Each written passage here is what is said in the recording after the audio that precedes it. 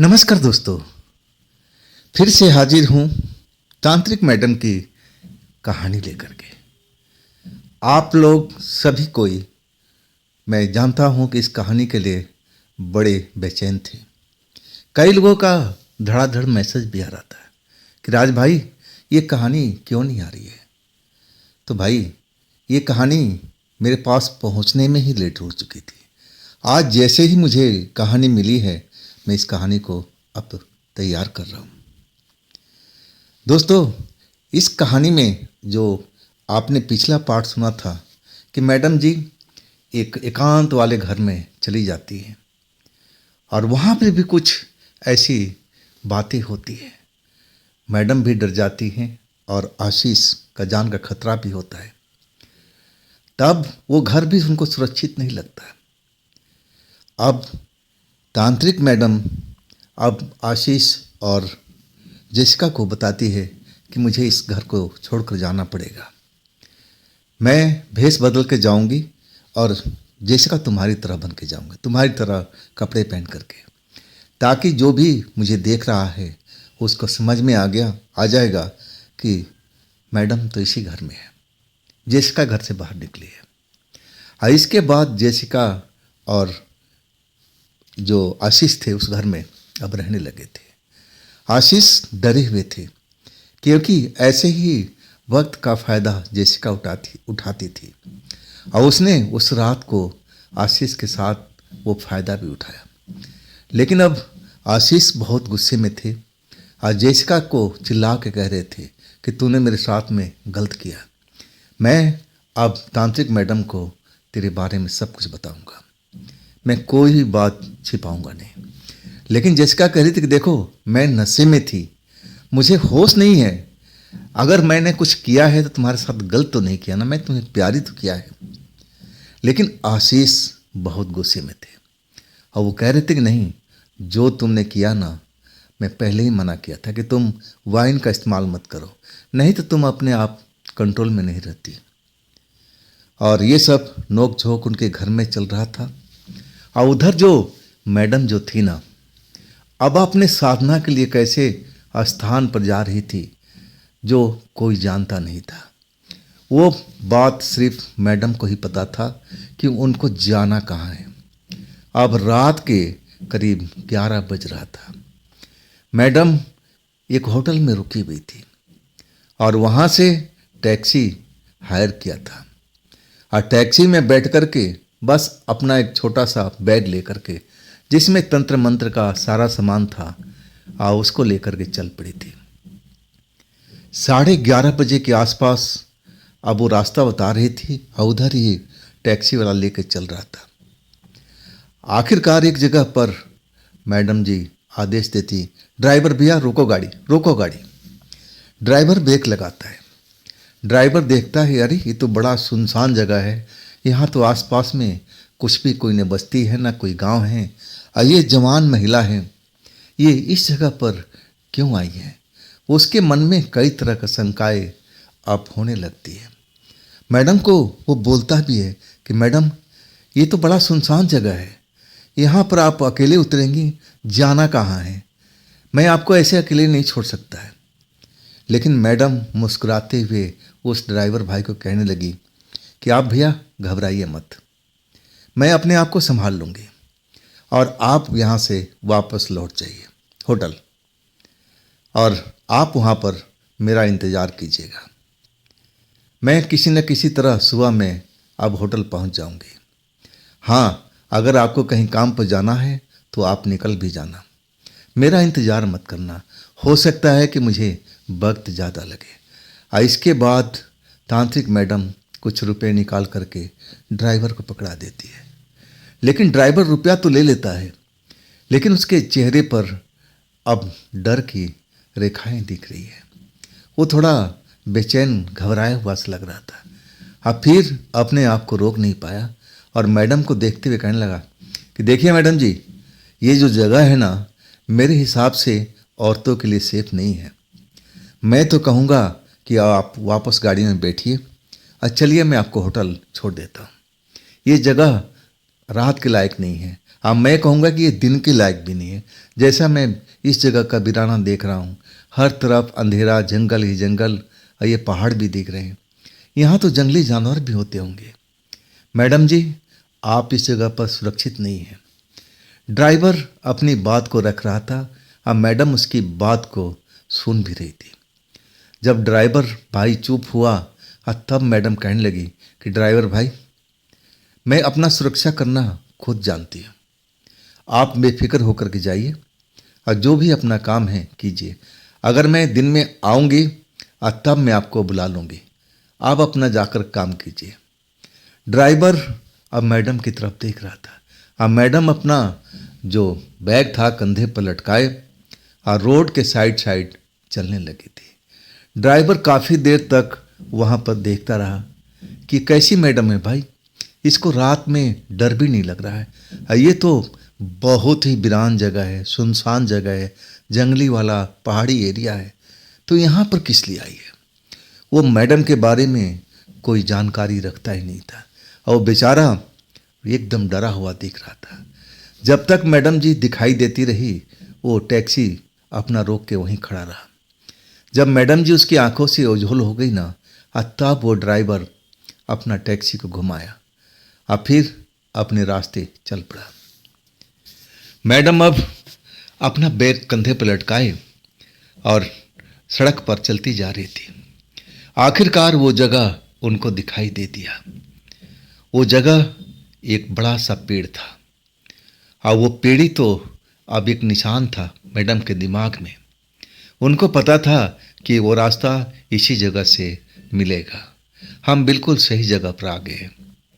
और इसके बाद वो पेड़ के पास में मैडम जी आ जाती है, अपना बैग खोलती है, उनमें से शक्तिशाली एक छोटा सा टॉर्च निकालती है और टॉर्च को जलाती है। वाकई टॉर्च की रोशनी बहुत तेज है, कई गुना आम टॉर्चों से ज़्यादा उसमें रोशनी दिखाई दे रही है। और इसके बाद मैडम जी अब एक रास्ता को तलाश करती है जो उसी पेड़ के नीचे से अब दिखाई दे रहा है।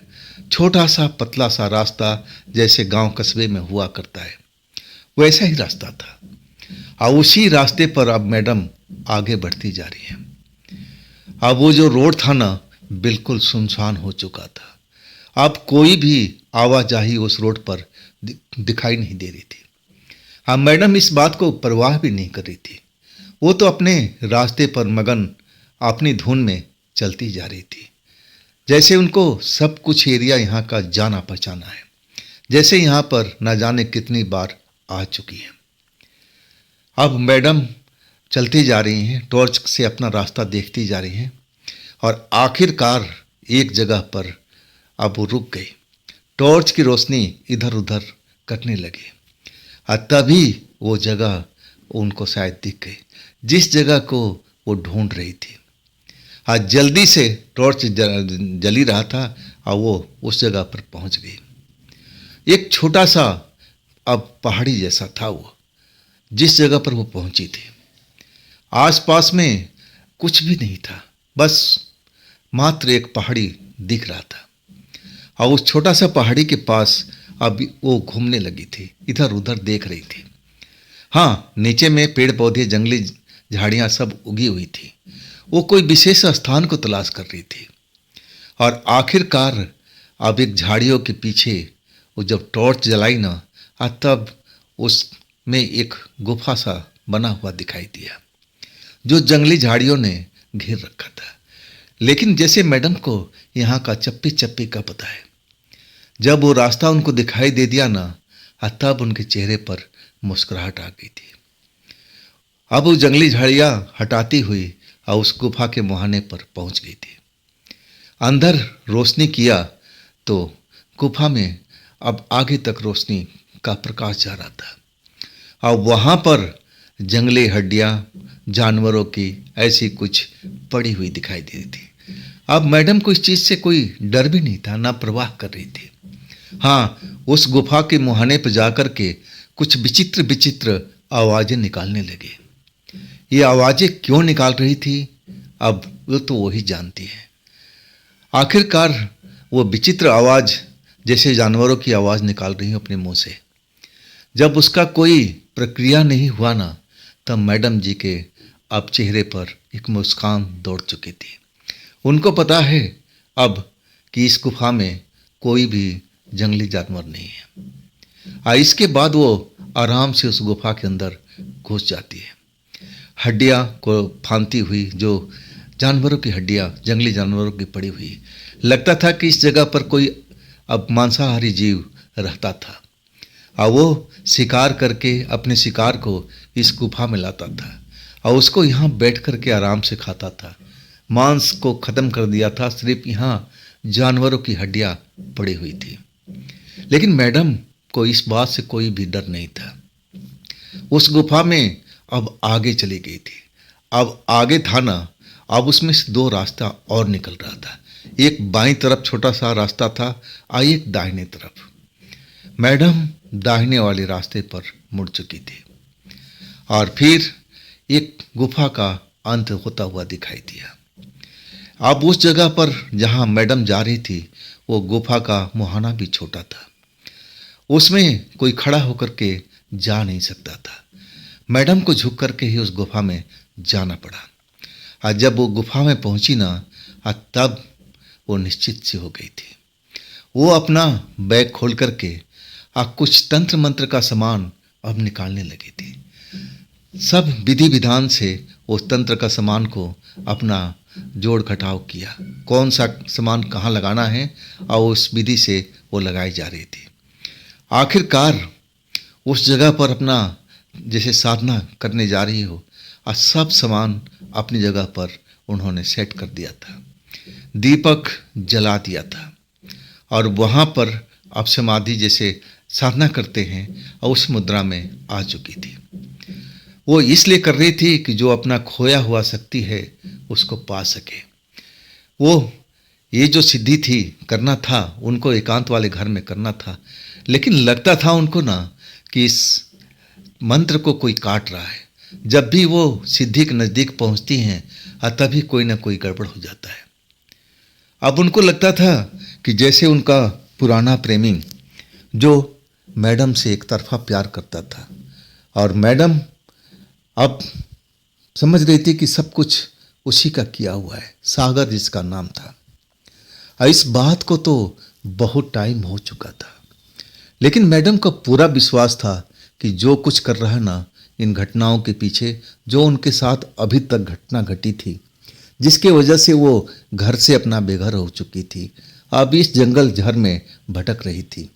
और उधर एकांत वाले मकान में अब आशीष और जेसिका रुके हुए थे।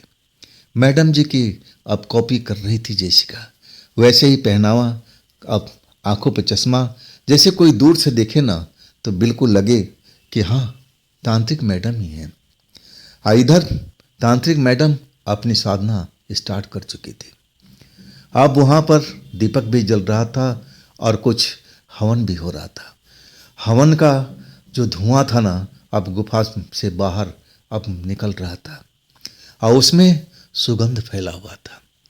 मैडम अपनी आंखें बंद करके अपने हाथों में एक माला लिए हुए अब माला का अब जैसे जाप कर रही हो।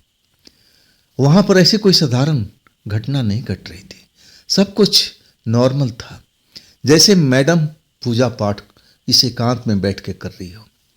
लगभग आधा पौना घंटा हो चुका था।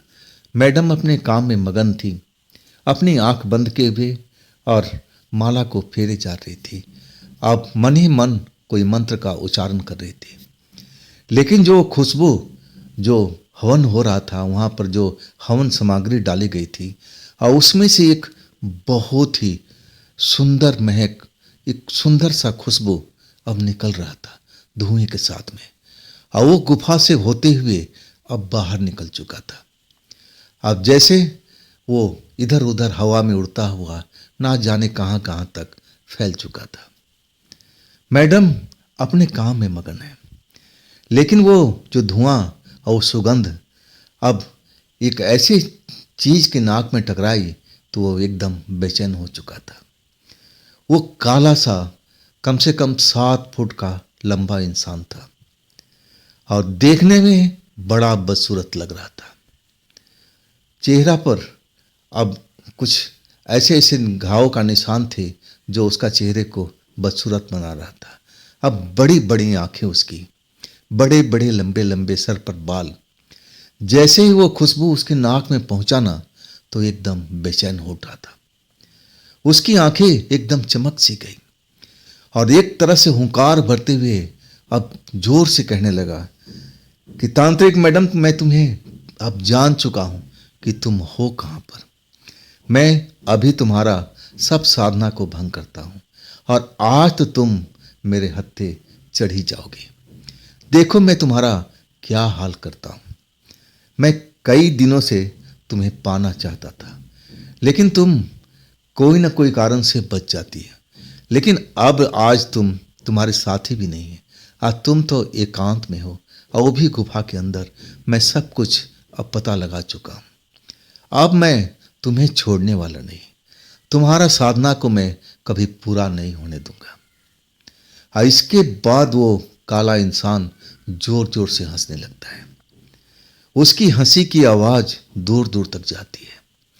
वो वहां पर जो जंगली जानवर अब उस हंसी की आवाज से घबरा जाते हैं, इधर उधर भागने लगते हैं। पेड़ पर जो पक्षी बैठे हुए हैं, रात्रि को विश्राम कर रहे हैं, उसकी हंसी की आवाज इतनी तेज थी कि वो डर करके उड़ जाते हैं। चमगादड़ जो पेड़ों पर बैठी हुई थी वो भी डर जाती है और वो झुंड में उड़ने लगती है। अब इन सब चीजों से बेपरवाह वो काला इंसान अब उसी गुफा की तरफ, उसी पहाड़ी की तरफ चलने लगता है। और चलते चलते वो बड़बड़ाते भी जा रहा है, बस कुछ ही देर में तांत्रिक मैडम तुम्हारे पास में आ रहा हूं। और ये साधना मैं तुम्हारा कभी भी पूरा नहीं होने दूंगा, चाहे तुम कितना भी यत्न कर लो। और उधर तांत्रिक मैडम अपने ध्यान में मग्न थी।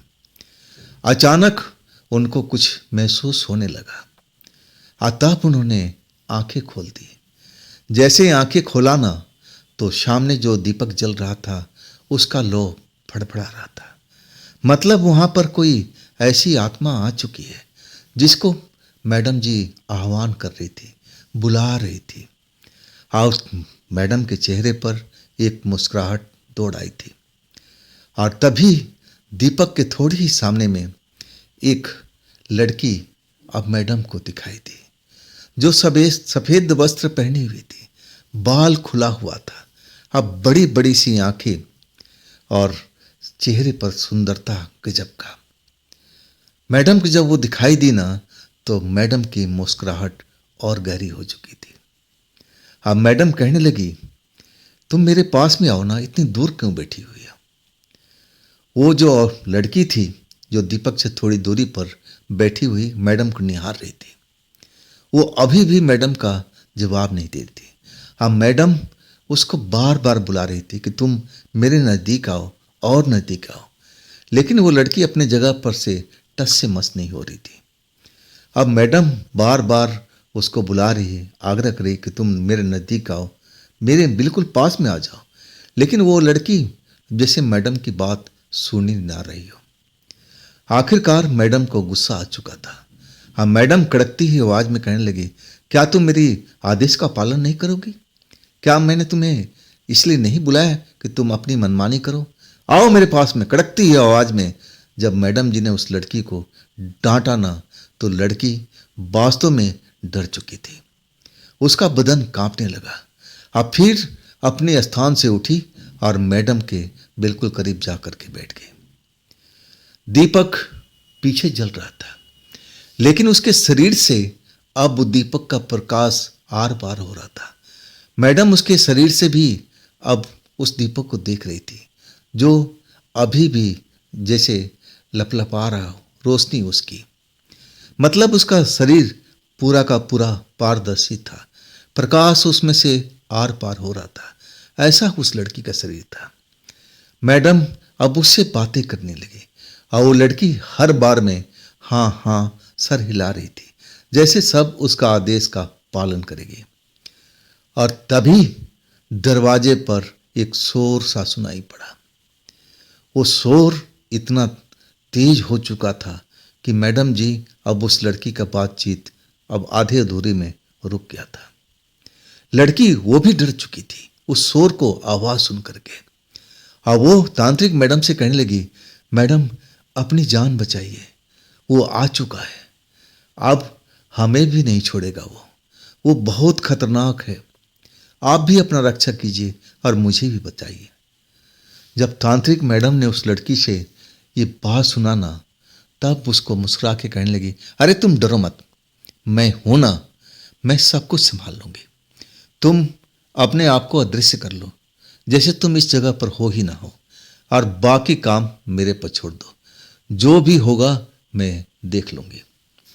और वाकई में वो जो लड़की आत्मा होती है बिल्कुल अपने आप को छुपा लेती है, अब वो नजर नहीं आ रही है। और वो गुफा के दरवाजे पर शोर सुनाई दे रहा है, जैसे कोई भयानक आवाज में चीख रहा हो, और वो कुछ बोलता हुआ बड़बड़ाता हुआ भारी आवाज में इसी गुफा के अंदर आता जा रहा हो। जैसे जैसे अंदर आ रहा था अब वैसे वैसे शोर सुनाई पड़ रहा था, जैसे सैकड़ों चमगादड़ उस जगह पर अब उड़ रहे हों।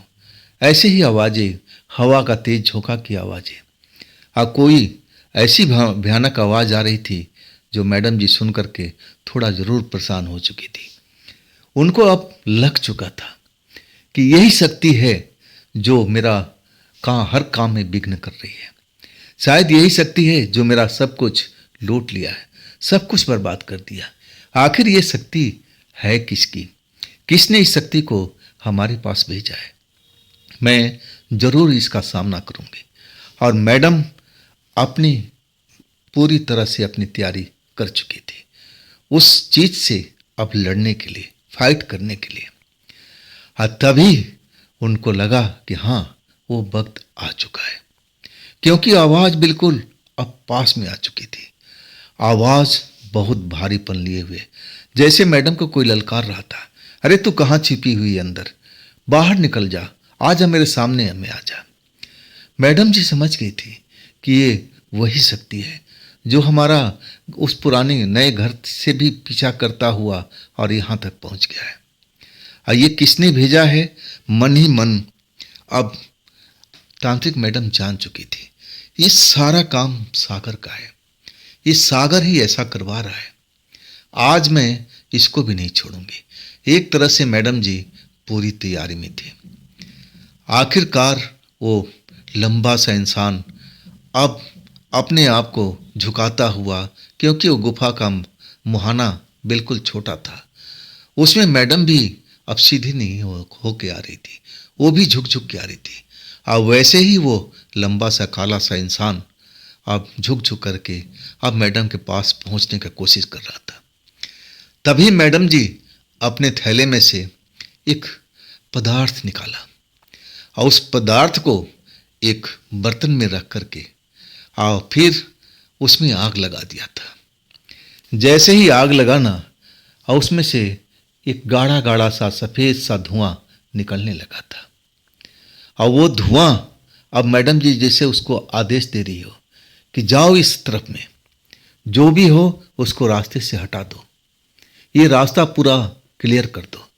जैसे मैडम जी उस धुएं से बात कर रही हो और धुआं भी जैसे मैडम जी की बात को मान रहा हो, वो उसी तरफ जिधर मैडम जी आदेश कर रही थी और उधर ही धुआं चल पड़ा था, बिल्कुल गाढ़ा गाढ़ा सफ़ेद सा धुआं। और जब वो चला ना तो पूरा उस गुफा का जो रास्ता था धुएं से भर चुका था। अब फिर किसी के चीखने की, चिल्लाने की आवाज सुनाई पड़ने लगी, भारी आवाज, जैसे कोई चीख रहा हो, चिल्ला रहा हो कि मुझे छोड़ दो, मुझे छोड़ दो।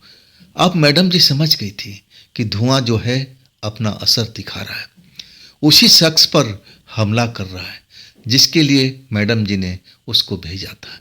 वो धुआं अपना काम कर रहा है, लेकिन अब मैडम जी की साधना अब बीच में रुक चुकी थी। मैडम जी समझ गई थी कि ये जगह भी अब सुरक्षित नहीं है, वो चीज़ अब यहाँ तक भी पहुँच गया है, अब मैं ये साधना कर नहीं पाऊंगी, मुझे ये साधना कहीं और करना पड़ेगा जहाँ पर उसकी पहुँच ना हो। लेकिन ये भी जगह बहुत सुरक्षित थी और वो छिप छिपा कर के इस जगह पर मैडम जी आई थी ताकि वो अपनी साधना को अच्छी तरह से कर सके। लेकिन वो दोस्त आत्मा अभी भी इस जगह पर आ चुका था और मैडम जी का साधना को भंग कर दिया था। और वो तो मैडम जी को पकड़ना चाहता था, जैसा आवाज़ मैडम जी ने सुना था। तभी तो उस धुएं को अब पैदा किया था मैडम जी ने, और उस धुआं अपना काम बखूबी कर रहा था। अब उस जगह पर चीख चिल्लाटे, रोने पीटने की ऐसी आवाज़ें सुनाई पड़ रही थी। ये आवाज़ें कुछ देर तक चलती रही। इसके बाद वहाँ गहरा सन्नाटा छा चुका था। मतलब धुआं ने अपना काम कर दिया था। इसके बाद उस जगह से, उस मुहाने से कोई भी आवाज़ नहीं आ रही थी। वो धुआं कहाँ गया, अब मैडम जी कुछ देख नहीं पा रही है। बस उस जगह पर अब शांति ही शांति छाई हुई थी। मैडम जी को अब लग चुका था कि अब यहाँ पर रुकना बेकार है, क्योंकि अब इनका साधना भंग हो चुका है। अब इस जगह पर दोबारा से साधना हो नहीं पाएगी। अब तो यहाँ से चलना ही चाहिए। इसके बाद वो सारा सामान समेट लेती है, सब कुछ अपने थैले में भर करके और उस गुफा से निकलने लगती है। फिर जैसे उस लड़की को आदेश देती है कि तुम पीछे पीछे मेरा आओ। इसके बाद वो गुफा से निकलती जाती है। जब वो आधे रास्ते में पहुंचती है ना, तब वहाँ पर एक ऐसे जानवर को देखती है जो पूरा मांस सब कुछ सड़ चुका था। बिल्कुल छोटा सा जानवर, अब बड़ा ही बेढंगा लग रहा था। काला काला उसका शरीर, जैसे लग रहा था कि उसके अंदर से मांस को निचोड़ दिया गया, सिर्फ हड्डी और खाल बचा हो। तब मैडम के चेहरे पर मुस्कुराहट आ गई थी। ये वही चीज था जो मैडम जी के पास जा रहा था, मैडम जी के ऊपर हमला करने के लिए, मैडम जी को पकड़ने के लिए। लेकिन मैडम जी उस धुएं की शक्ति से अब इस बड़े से राक्षस को एक जानवर में बदल दिया था, और जानवर में भी ऐसा उसका हाल किया था कि कभी वो भूल नहीं सकता। इसके बाद मैडम मुस्कुराते हुए अब बाहर निकल चुकी थी। अब बाहर में हर तरफ अंधेरा ही अंधेरा, लेकिन मैडम अपना टॉर्च निकाल चुकी थी और टॉर्च की सहायता से फिर उस सड़क पर पहुंचने पर कामयाब हो चुकी थी। लेकिन उनका जो होटल था, जिस जगह पर रुकी थी, वो तो काफ़ी दूरी पर था। तो मैडम यही सोच रही थी कि इतना दूर मैं कैसे पैदल चल पाऊंगी। कोई साधन मिल जाता तो मैं अपने होटल पर पहुंच जाती, क्योंकि आज का पूरा कार्यक्रम खत्म हो चुका था। अब तो मैडम जी को दोबारा से अब साधना करना पड़ेगा। यही सोच करके मैडम जी अपने आप पर गुस्सा हो रही थी। और आखिरकार एक ट्रक आता हुआ दिखाई दिया। ट्रक की रोशनी देख करके मैडम जी पहचान चुकी थी कि जरूर ये ट्रक ही होगा। अब मैडम तो मैडम थी, चेहरा पर सुंदरता, बाल बिल्कुल लंबे लंबे, रात के टाइम भी काला चश्मा लगाती थी, कंधे पर बैग टांगे हुए, और उस ट्रक का आने का इंतजार करती थी। जैसे ही ट्रक उनके सामने में आया, मैडम जी अब हाथ का इशारा देने लगी थी, भाई रोको रोको रोको रोको रोको। जो उसमें ट्रक ड्राइवर बैठा हुआ था ना, वो भी नौजवान लड़का। इतनी सुंदर गोरी चिट्ठी अब लड़की की आधी रात को देखा तो उसका भी अभिमान डगमगा चुका था। इतनी सुंदर लड़की को देख करके, और वो भी सुनसान जगह पर, वो समझ गया कि आज तो मेरा रात बिल्कुल अच्छा कटने वाला है। अपना ब्रेक ट्रक को लगा देता है। जैसे ही ट्रक रुकती है, मैडम जी अब खिड़की पर आ जाती है। कहती है ड्राइवर से, ड्राइवर जी दरवाज़ा खोलिए, मुझे आगे जाना है, क्या आप मुझे अपने ट्रक में बिठा लेंगे? मुस्कुराते हुए, अदा दिखाते हुए, क्योंकि ये वक्त था इसी चीज़ का। अगर वो ऐसा नहीं करती तो शायद ट्रक ड्राइवर अब उनको लिफ्ट भी नहीं देता। ट्रक ड्राइवर मैडम का चेहरा देख करके पसीज चुका था, और वो बोला हाँ हाँ अंदर आ जाइए, अंदर आ जाइए। दरवाज़ा खोल देता है। कंडक्टर साइड से मैडम जी अब उस ट्रक में दाखिल हो जाती है। अब वो जो ट्रक ड्राइवर नौजवान लड़का मैडम का चमचमाता हुआ चेहरा देख करके एकदम अपना सपना अपने खो जाता है कि काश ये लड़की मेरी बाहों में होती। और मैडम जी भी उसके विचार को समझ जाती है, मन ही मन मुस्कुराती रहती है। लेकिन ड्राइवर का हिम्मत नहीं होता है कि मैडम जी से कुछ उल्टा सीधा बोल दे। हाँ, ट्रक उसने अब दौड़ा दिया था, लेकिन बार बार मैडम जी की तरफ देख रहा था ललचाई दृष्टि से कि इतनी सुंदर लड़की एकांत में ये क्या करने के लिए आई होगी। ये जरूर ऐसे ही लड़की होगी और अपने शिकार की तलाश में आई होगी। तभी अचानक ट्रक ड्राइवर अब मैडम जी को कहने लगता है कि इतनी रात को आप इस जगह पर क्या कर रही थी। मैडम जी मुस्कुराते हुए कहने लगी कि भाई मैं एक विशेष काम से आई थी और वो काम मेरा हो नहीं पाया, तब मैं अपने अब स्थान पर लौट रही हूँ। अब ट्रक ड्राइवर मुस्कुराता रहा, कहने लगा कि मैडम जी कितना रुपया चाहिए आपको रात मेरे साथ बिताने के लिए। जब मैडम जी ने उसकी बात सुना ना तो गुस्सा नहीं हुई।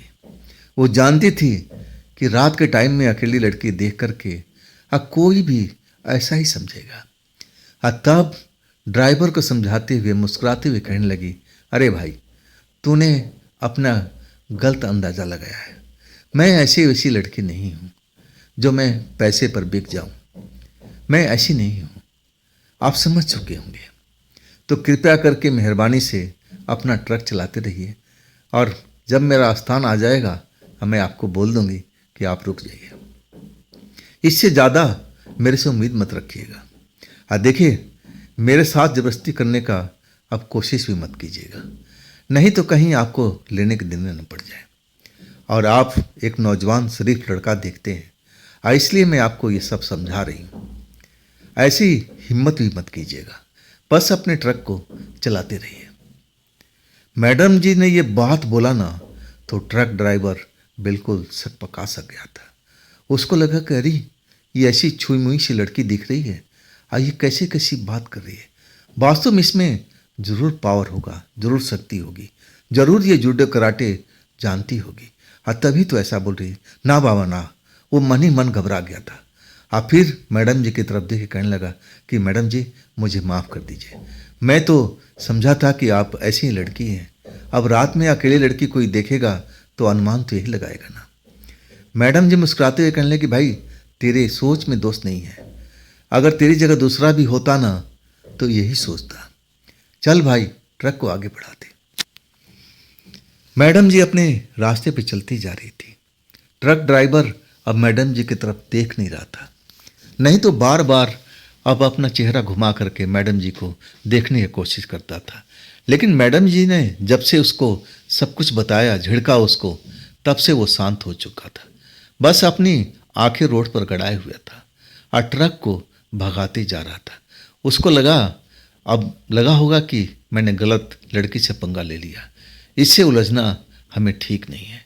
वो शायद सब कुछ समझ चुका था। उधर जो आशीष और जेसिका, अब रात हो चुकी थी, आधी रात से ऊपर का समय बीत चुका था और जो आशीष थे ना अब अपना कमरा में एकांत में थे। अपने दरवाज़ा उन्होंने पूरी तरह से बंद कर रखा था, क्योंकि जेसिका आज भी वाइन का सेवन किया था और आशीष उसको कई बार समझा चुके थे कि देखो तूने कल मेरे साथ में जो किया मैं उसको अभी भूला नहीं हूँ और सिर्फ मैडम जी का इंतज़ार कर रहा हूँ। जैसे ही मैडम जी पहुँची ना मैं सब कुछ बता दूंगा। लेकिन जेसिका कह रही थी कि देख आशीष, मैं ऐसा कुछ जानबूझकर नहीं किया हूँ, ना मैं ऐसा करना चाहती हूँ। मैं वाइन के नशे में थी, कैसे मैं तुम्हारे बिस्तर पर पहुँच गई मुझे भी नहीं पता चला। देखो मैंने ऐसा लगता है कि तुम्हारे साथ में मैंने कोई ऐसा कुछ काम नहीं किया है। तुम जो सोच रहे हो ना ऐसा मैंने कभी कर ही नहीं सकती। अब वो मुस्कुरा करके आशीष को मनाने की कोशिश कर रही थी कि हो सकता है कि गलती से मैं तुम्हारे पास आ गई हूँ, या फिर कैसे आ गई मुझे कुछ भी नहीं मालूम। लेकिन आशीष उसकी बात पर बिल्कुल विश्वास नहीं कर रहे थे। उसको तो लगने लगा था कि एक बार गलती होता है लेकिन दूसरी बार तो नहीं होता ना, दूसरी बार भी आशीष के साथ ऐसा ही अब जेसिका ने किया था। और इस जगह पर, इस घर में तीसरी बार हो चुका था। अब वो चौथी बार उस लड़की को झेलना नहीं चाहते थे। अपने कमरे में आराम से अब लेटे हुए थे। नींद नहीं आ रहा था, बेचैन थे। मन में मैडम के बारे में सब सोच विचार रहे थे कि आखिर मैडम जी कहाँ चली गई है, हमें भी साथ ले चलती। अगर उनके साथ कुछ ऊंच नीच हो गया तो कौन उनको संभालता होगा। यही सब चिंता किए जा रहे थे। आखिरकार उनकी जो धर्म पत्नी थी और वो भी अकेली थी, इसीलिए आशीष चिंता में डूबे हुए थे।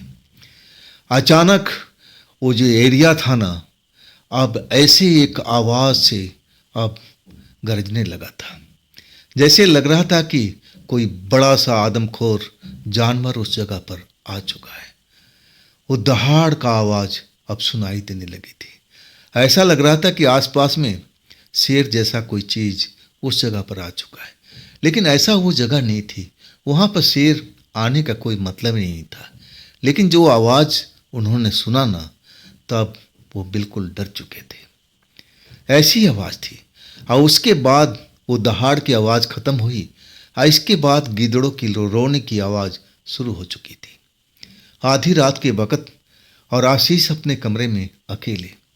जेसिका भी होती तो उससे भी पूछते कि सब क्या हो रहा है, अब हमें क्या करना चाहिए। लेकिन जेसिका से तो दूर भागे हुए थे। अब अपना दरवाज़ा अंदर से लॉक कर दिया था कि जेसिका अब हमारे कमरे में घुस ना पाए, क्योंकि वो वाइन पीने के बाद अपने आप को कंट्रोल रख नहीं पाती थी। शारीरिक भूख उसको जाग जाता था और वो आशीष के पास पहुंच जाती थी। इसी वजह से आज दरवाज़ा बंद करके अपने आप को सुरक्षित समझ रहे थे। लेकिन ये जो भयानक भयानक आवाज़ें उनके रूम के आसपास में जब आने लगी ना, तो आशीष बुरी तरह से डर चुके थे। वो आवाज़ें जो रोने की थी गीदड़ों की, वो बिल्कुल उनके खिड़की के पास अब सुनाई दे रहा था, जहाँ पर अब वो हाथ पंजा सब कुछ वो उस रात में हुआ था। अब आशीष बिल्कुल सिहर सा गए थे, डर गए थे कि आज भी ऐसा कुछ उनके साथ तो होने वाला नहीं है। आज तो मैडम जी है ही नहीं। आज जेसिका वाइन के नशे में चूर होगी, वो मेरी मदद क्या कर पाएगी। वो तो खुद ही डरपोक है, वो तो खुद डर जाती है। उस वक्त में वो मंत्र भी भूल जाती है जो उसके बचाव में अब बनाया गया है। बचाव में उस मंत्र को पढ़ना चाहिए। यही सब अपने मन में ख्याल सोचते रहते आशीष और डरे हुए अब दिखाई दे रहे। वो गीदड़ों की रोने की आवाज़ अब बिल्कुल अब खिड़की के पास में आ चुका था। अब तो आशीष और डर चुके थे कि हे भगवान, अब मैं क्या करूं, अब मैं क्या करूं। क्या दरवाज़ा खोल करके मैं जेसिका के कमरे में जाऊं। लेकिन जब तक सोच रहे थे तभी दरवाजे खिड़की के अंदर से एक गाढ़ा गाढ़ा धुआं अब कमरे में आ चुका था। और धुआं इतनी तेजी से वो कमरे के अंदर फैला हुआ था ना कि आशीष अब समझ नहीं पाए कि आखिरकार ये धुआं किस चीज़ की है, ये धुआं का सोर्स क्या है, कैसे इस कमरे में अंदर आ चुका है। और जब तक संभलते तब तक धुआं में से एक हाथ निकला और आशीष का हाथ पकड़ करके धुएं के अंदर घसीट लिया था।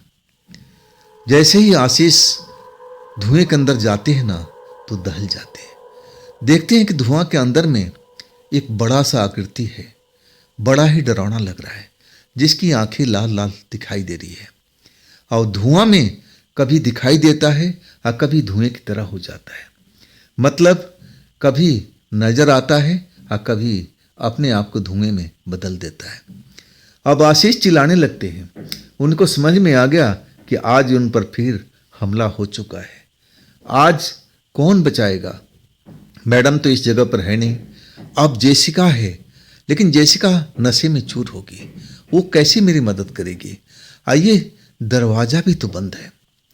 अब अपने आप को उसके धुएं वाले इंसान के गिरफ्त से निकलने की कोशिश करते हैं, लेकिन निकल नहीं पाते। बहुत ताकत लगाते हैं, ताकतवर व्यक्ति थे। अब जो फैक्ट्री में मजदूरी का काम करता होगा तब उसकी ताकत का अंदाज़ा आप लगा सकते हैं। जी तोड़ कोशिश करते हैं कि उस धुएं के अंदर से निकल जाए, लेकिन निकल नहीं पाते। तभी उनको लगता है कि अरे, एक बजरंग बली का नाम लेने से कुछ भला हो सकता है। उन्होंने बचपन से ही सुना था। तभी वो ऐसा कुछ बोल पाते, तभी उनका हाथ वो धुआं छोड़ देता है। मन में सोचने से ही ऐसा कैसे हुआ, ये अभी भी आशीष समझ नहीं पाए थे। जैसे ही वो धुएं में वो निकले बाहर, और सीधा दरवाज़ा जो सिटकनी बंद कर रखे थे वो खोल दिया, और उस कमरे से दौड़ते हुए जेसिका के कमरे के अब पास पहुंच गए थे। जब देखा ना, तो जेसिका का कमरा खुला हुआ था, और जेसिका अपने बिस्तर पर बेसुध हुई पड़ी थी। अब देर नहीं किए, अब उस जेसिका के कमरे में जा कर के अब दरवाज़ा जल्दी से बंद कर दिए। शरीर डर से कांप रहा था। अब ऐसा लग रहा था कि वो धुआं, वो उसमें जो भी शक्तिशाली अब जो दिख रहा है साया, वो कहीं यहाँ ना पहुँच जाए। अब आशीष डरे हुए अब दरवाज़ा तो बंद कर चुके थे, और बेसुध जेसिका को देख रहे थे, जैसे उसको होश ही नहीं। कपड़ा इधर उधर हुआ पड़ा है, अब उसको अपने शरीर का परवाह भी नहीं है। आखिरकार वो पलंग पर पहुंच जाते हैं। जेसिका को अब जगाने की कोशिश करते हैं। जेसिका उठ, जेसिका उठ, देख यहाँ ऐसा हमला हो चुका है, अब तो यहाँ मैडम भी नहीं है, अब हम कैसे अपना बचाव करेंगे, उठ जा उठ जा। लेकिन जेसिका नशे में चूर बेसुध हुई पड़ी। बहुत कोशिश करते हैं आशीष उसको उठाने को, लेकिन उठा नहीं पाते।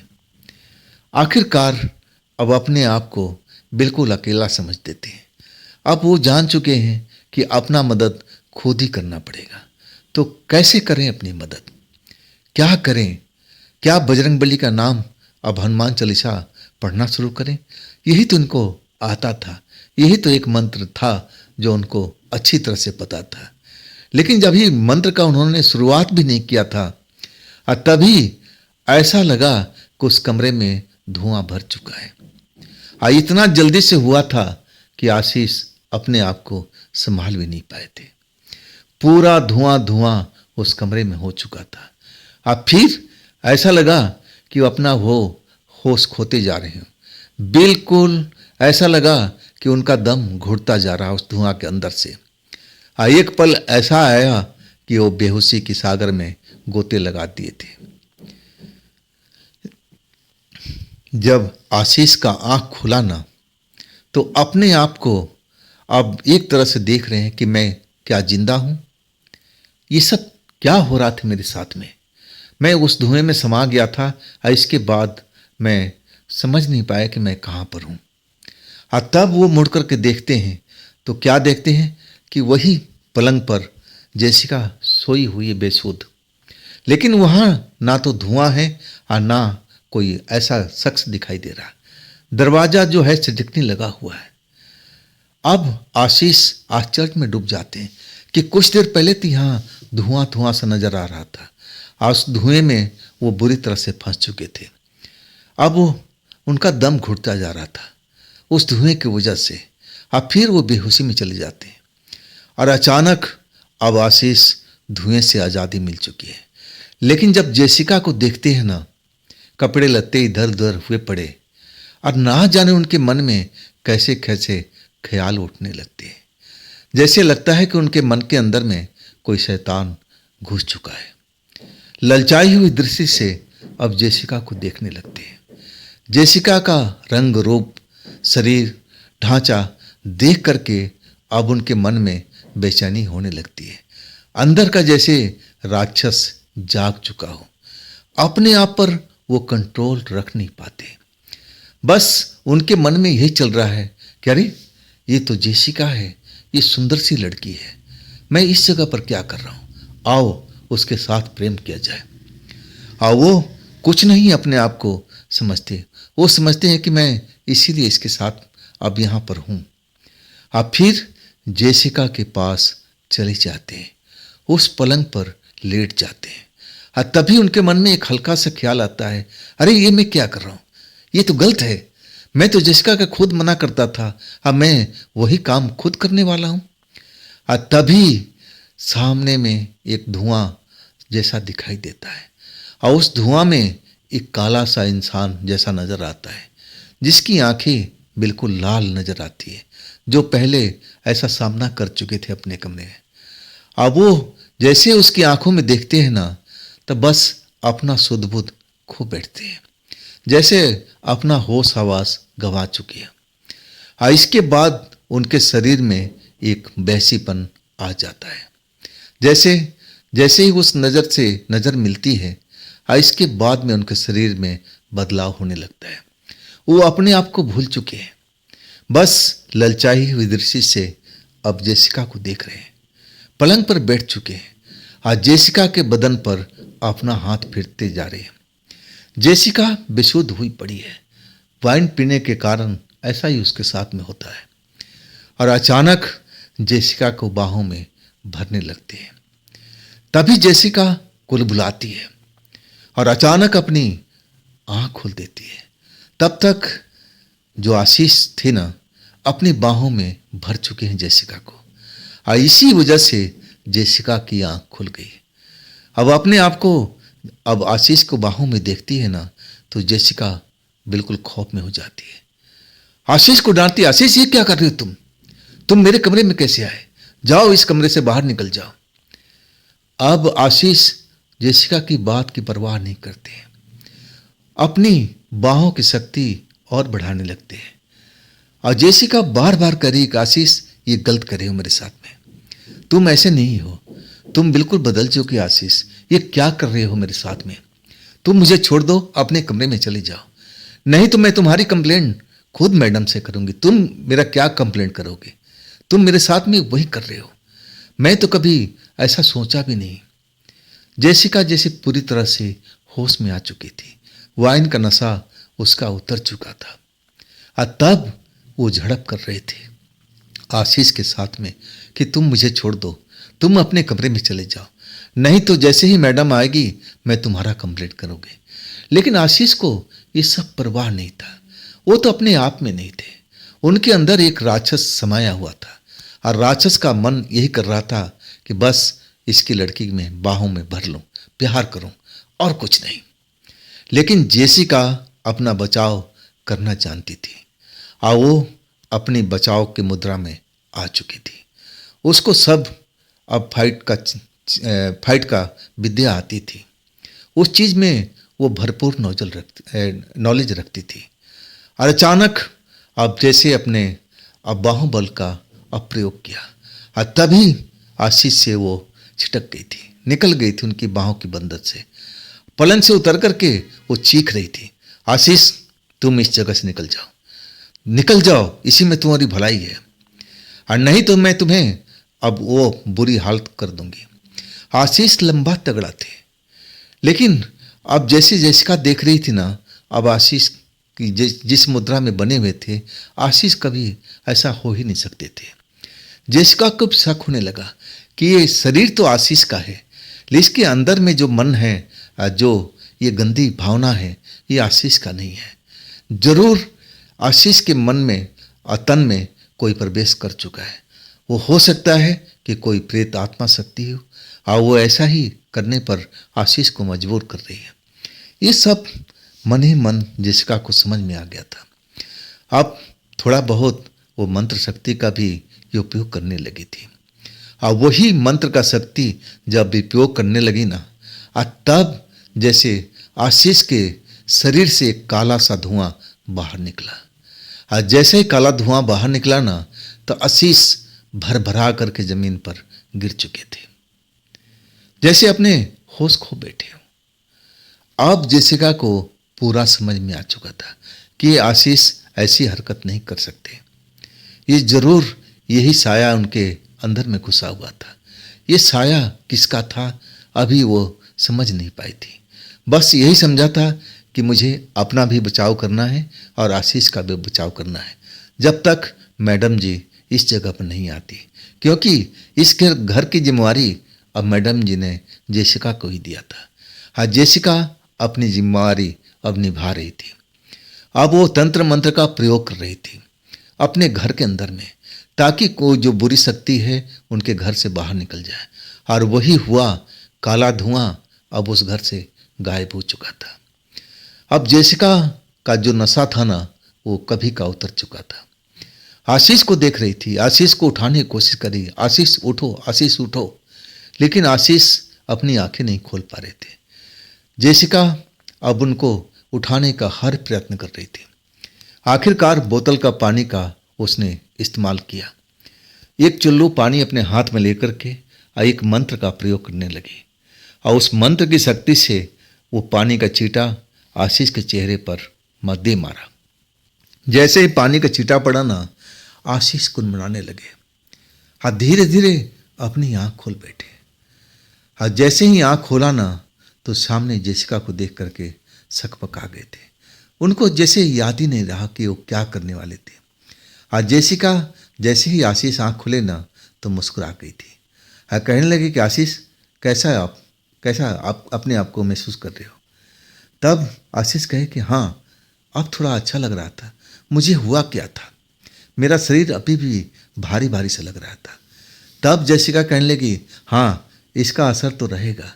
तुम्हारे अंदर में एक शक्ति प्रवेश कर गई थी, और तुम मेरे साथ में ऐसा कुछ कर रहे थे। मैंने तुम्हें रोका आशीष, नहीं तो आज तुम मेरे साथ में गलत कर देते, जिसके तुम खिलाफ थे, और तुम मुझे दोषी मानते थे। लेकिन देख लो, जब ऐसी साया किसी के शरीर में घुसता है ना, तो इंसान क्या करता है उसको कुछ पता नहीं होता। शायद उस रात को मेरे शरीर में ही कोई ऐसी आत्मा शक्ति घुसी होगी। मैं वाइन के नशे में थी, और तभी मैं तुम्हारे कमरे के अंदर पहुंच गई थी, मुझे पता भी नहीं है, और ये सब हुआ था। मैं इसके लिए ज़रूर अपने आप को दोषी मानती हूँ कि मुझे वाइन का इतना सेवन नहीं करना चाहिए था। मैडम जी इस घर की जिम्मेवारी मेरे कंधे पर छोड़ के गई है, और मैं वो जिम्मेवारी को अच्छी तरह से निभा नहीं पाई। इस बात का मुझे अफसोस है, और इसके लिए आशीष मुझे भी माफ़ कर दो। अब तुम होश में आ चुके हो और अपने आप को संभालो, अभी रात बाकी है। अब हम ही दो इस घर पर हैं, और हमें इस घर में अपने आप को सुरक्षित भी रखना है जब तक मैडम जी ना आ जाए। आशीष सब कुछ समझ चुके थे, और वो जो हरकत करने जा रहे थे उनको भी आभास हो चुका था कि मैं ऐसा कुछ गलत काम करने जा रहा था जेसिका के साथ में, जो मुझे करना नहीं चाहिए था। चलो, जेसिका ने मुझे संभाल लिया, नहीं तो ये अनर्थ ही हो जाता। इसके बाद दोनों लोग सतर्क हो गए थे। कोई भी विपदा को झेलने के लिए अब जेसिका पूरी तरह से तैयार थी। हाँ, अब जो आशीष थे उनके पास में ऐसा कोई शक्ति नहीं थी, ना मंत्र का ज्ञान थे, बस हनुमान चालीसा का पाठ करना जरूर जानते थे। लेकिन अब पूरी रात गुजर गई, और इसके बाद सुबह हो चुकी थी। तब जेसिका कहने लगी कि आशीष, अब सुबह हो चुकी है, अब जाओ अपने कमरे में आराम कर लो, अब मुझे भी आराम करने दो। हम 2-4 घंटा सो के उठेंगे ना, तो अपने आप को फ्रेश पाएंगे, और हो सकता है कि मैडम जी आती ही होंगी। और इसके बाद हम सब अब मैडम जी को इस घटना के बारे में सब कुछ बताएंगे जो आज हम लोग के साथ में हुआ है। और आशीष आज अब जेसिका की तरफ देखे मुस्कुरा करके, और इसके बाद वो अपने कमरे की तरफ चल पड़े थे। अब उनको भी नींद सता रही थी, और इसके बाद अपने बेड पर पहुंचे, और फिर कुछ ही देर के बाद खर्राटे भरने लगे। बिल्कुल दिन दुनिया से दूर सपनों की दुनिया में अब उड़ान भरने लगे थे। तो दोस्तों, आज की कहानी मैं यहीं पर ख़त्म करूँगा।